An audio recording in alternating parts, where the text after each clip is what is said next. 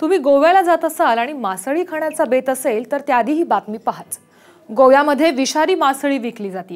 ही मासळी पर्यटकांच्या ताटातही हमखास वाटली जाते। गोव्यात जाऊन मासळी खाताय, सावधान।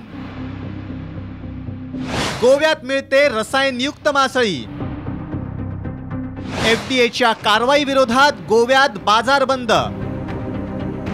गोव्यात पर्यटक गेला आणि मासळी खाऊन आला नाही असं होणार नाही, पण गोव्यातली ही मासळी तुम्हाला थेट कॅन्सरच्या दारात नेऊ शकते।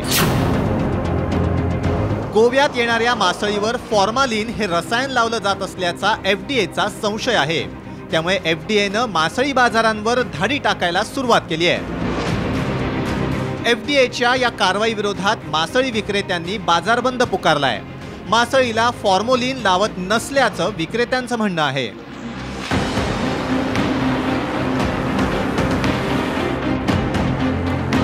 मृतदेहाचं विघटन होऊ नये म्हणून फॉर्मोलिन हे रसायन वापरतात।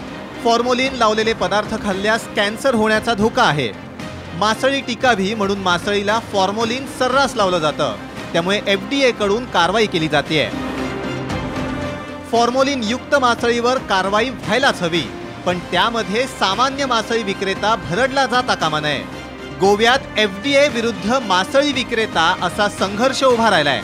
दुसरीकडे मासळी खवय्यांनीही मासळी खाताना आपल्या ताटात फॉर्मोलिन युक्त मासळी तर नाहीये ना याची काळजी घ्यावी लागेल। ब्युरो रिपोर्ट, साम टीव्ही, पणजी।